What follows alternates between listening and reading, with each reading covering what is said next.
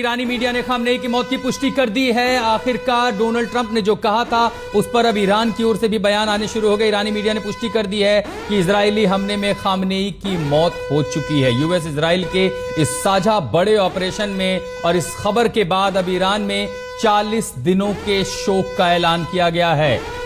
Iran में 40 दिन का राष्ट्रीय शोक। अशरफ वानी हमारे सहयोगी हमारे साथ बने हुए हैं। अशरफ, आखिरकार उस खबर पर ईरान से पुष्टि हो गई है जिसके बारे में वो संभवतः कल तक न सोच सकते थे, क्योंकि ईरान जाना ही जाता है अपनी फायर पावर और उसी के साथ अपनी इंटेलिजेंस के लिए। कहां कमी रह गई जब उन्होंने ये कहा कि खामनेई सुरक्षित हैं, पेजेश्किन सुरक्षित हैं? क्या उन्हें यह अंदाजा नहीं था कि लगातार मॉनिटरिंग हो रही है, वो बचा नहीं पाए?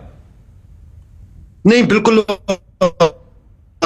जिस अंदाज से पीछे पड़ा था न सिर्फ इजराइल बल्कि साथ ही साथ अमेरिका भी उसके साथ खामनेई को। और कल आप अगर डोनाल्ड ट्रंप के उस भाषण को सुनेंगे तो उन्होंने कई बार जो है सुप्रीम लीडर का जिक्र किया, उनको एवल फोर्स का, और उन्होंने ये भी कहा कि हर बार जो है वो कहीं ना कहीं जो सुप्रीम लीडर थे आयतुल्लाह अली खामनेई, वो बार बार death to America, death to Israel, death to America, ये उनके मुंह पे 24 घंटे रहता था। तो क्यों उनसे वो नफरत करे? तो वहीं से संकेत लगा था कि अगर कोई आंख की किरकिरी बना हुआ है इजराइल के लिए या फिर अमेरिका के लिए, वो सुप्रीम लीडर ही थे। अब सुप्रीम लीडर जो है वो पिछले कई महीनों से अपने असैसिनेशन को लेकर, अपने मारे जाने को लेकर न सिर्फ तैयार थे बल्कि वो कह रहे थे कि the death in a bravery is better than the surrender. तो उन्होंने एक बार नहीं बल्कि सैकड़ों बार ये कहा कि मैं सरेंडर नहीं करूंगा अमेरिका के सामने, मैं मरना जो है कबूल करूंगा लेकिन सरेंडर नहीं करूंगा। और शायद ये चीज जो है, ये जो उनका वक्तव्य है, दुनिया में उनको बहुत बड़ा लीडर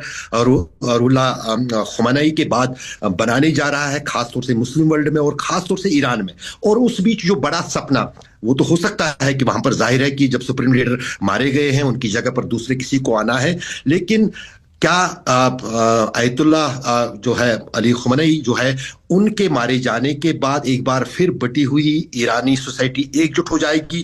क्या ये दुनिया भर के मुस्लिम देशों को, खासतौर से शिया मुसलमानों को एक मंच पर लाएगी?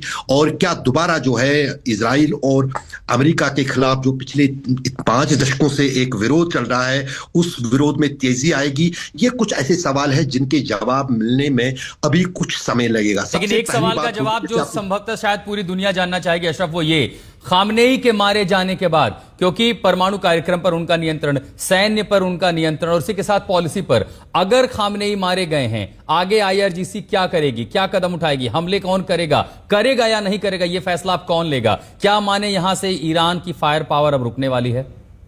बिल्कुल नहीं रुकने वाली है आशुतोष, और मैं आपको ये वसूख से बता रहा हूं कि आने वाले दिनों में आप ईरान को एक न्यूक्लियर पावर के तौर पर देखेंगे। सिर्फ सुप्रीम लीडर थे ईरान में जो रोक रहे थे आईआरजी को, साइंटिस्ट्स को न्यूक्लियर टेस्ट करने से, वो बिल्कुल नहीं चाहते थे। वो मानवता के लिए इसको एक बहुत बड़ा खतरा बता रहे थे और धर्म के अनुसार वो ये मानते थे कि इस्लाम बिल्कुल इजाजत नहीं देता है ऐसे हथियार बनाने की, जो हथियार मानवता के लिए खतरा हो, जिससे मानवता यानी आम लोग, निर्दोष लोग मारे जाए।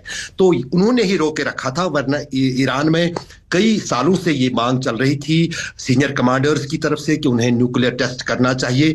प्रतिबंध जो है वेस्ट की तरफ से, अमेरिका की तरफ से सालों से वो झेल रहे हैं, उन्हें कोई फर्क नहीं पड़ेगा। और आईआरजी ने भी कुछ दिन पहले ये एक तरह का एक संदेश दिया था कि वो यदि चाहेंगे तो 48 घंटे के भीतर वो न्यूक्लियर टेस्ट कर सकते हैं। और काफी महत्वपूर्ण आने वाले 72 घंटे हैं, क्योंकि वो कैपेबिलिटी ईरान के पास है जहां पर वो न्यूक्लियर टेस्ट कर सकते हैं या न्यूक्लियर हथियार बना सकते हैं। उस न्यूक्लियर हथियार को बनाने के लिए अगर ईरान को कोई रोक रहा था, वो वहां के सुप्रीम लीडर थे। उन्होंने एक बार नहीं कई बार कहा कि वो नहीं चाहते हैं कि वो न्यूक्लियर वेपन बनाएंगे। लेकिन जब अब इस स्तर पर न सिर्फ उनके सुप्रीम लीडर का सफाया किया गया इजराइल और अमेरिका की तरफ से, बल्कि साथ ही साथ अब जिस अंदाज से खाड़ी के देशों में भी इन ताजा हमलों के बाद एक सुर उठ रहे हैं ईरान के खिलाफ, तो अब ईरान पूरी खाड़ी में अपनी ताकत और अपने अस्तित्व को बनाने के लिए न्यूक्लियर जो है न्यूक्लियर टेस्ट कर सकता है, न्यूक्लियर पावर बन सकता है। और उसके बाद न सिर्फ इजराइल उससे खौफजदा रहेगा, बल्कि साथ ही साथ सभी खाड़ी के देश जो है कहीं ना कहीं ईरान की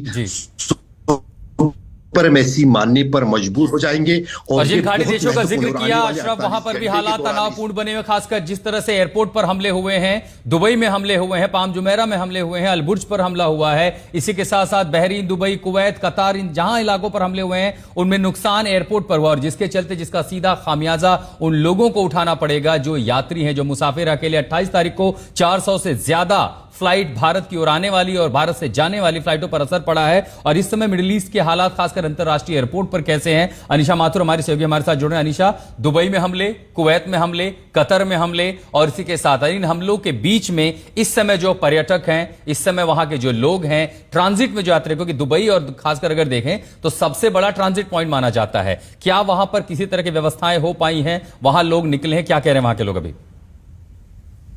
देखिए आशुतोष, अभी स्पेसिफिकली लोगों की तरफ से तो हमें कंफर्मेशन नहीं मिल पाई है, लेकिन ऑफिशियल स्टेटमेंट्स जो आ रही हैं, हमने दुबई की, बहरीन की, कतर की, कुवैत के जो ऑफिशियल स्टेटमेंट्स आई हैं अभी तक सरकारों की वहां इन देशों की, जिनमें ये जिक्र है कि एयरपोर्ट, सिविलियन एयरपोर्ट्स पर भी अटैक्स हुए हैं। ये रिपोर्ट्स आई हैं दुबई में खासतौर से देर रात अटैक की खबर आई है, बहरीन में देर रात अटैक की खबर आई है। बहरीन के ऑफिशियल्स ने कुछ हिंदुस्तान के सुबह 4 बजे के आसपास ये कहा है, सोशल मीडिया पोस्ट में कहा है कि उनके एयरपोर्ट पर अटैक हुआ है। कोई किसी की लेकिन मृत्यु होने का कोई खबर नहीं है।